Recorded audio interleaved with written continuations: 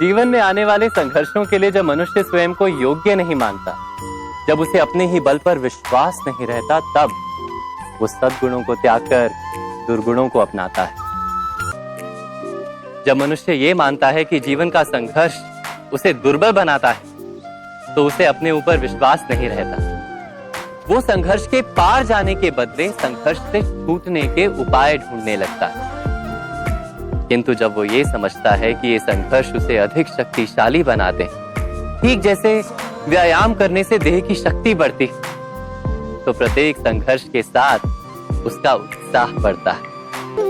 इस संसार में आने वाला प्रत्येक बालक संपूर्णतः संस्कार रहित होता है। उसके अंतर पर ना किसी अच्छे संस्कार के चिन्ह अंकित होते हैं, ना ही बुरे संस्कार के। अर्थात जन्म से बालक में ना कोई गुण होता है और ना ही कोई दोष। जो बात माता पिता के मुख से निरंतर सुनी जाती है, वही बात उनकी संतानों के हृदय का संस्कार बनती है। जैसे किसी गांव में नदी तट तक एक पगडंडी बन जाती है केवल उस मार्ग पर बार बार चलने के कारण। अर्थात माता पिता के हृदय की इच्छाएं उनकी संतानों के हृदय का दोष अथवा गुण बनकर जन्म लेती हैं। सत्य तो यही है कि माता पिता अपनी संतानों को अनजाने में ही कुसंस्कार के बीज दे देते हैं, जो उनके संतानों की हृदय भूमि पर कुसंस्कार का वृक्ष बनकर उगता है।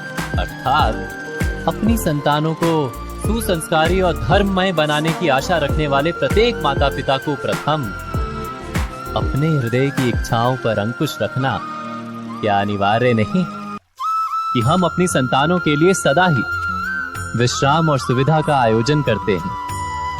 पर क्या कभी सोचा है केवल विश्राम से क्या लाभ प्राप्त होता है? केवल सुख और सुविधा जिन्हें प्राप्त हो, उनका जीवन कैसा होता है? पर हम शायद ये भूल जाते हैं कि मन और आत्मा को जब कठिनाइयां प्राप्त होती हैं, तब वे भी अधिक बलवान होती हैं।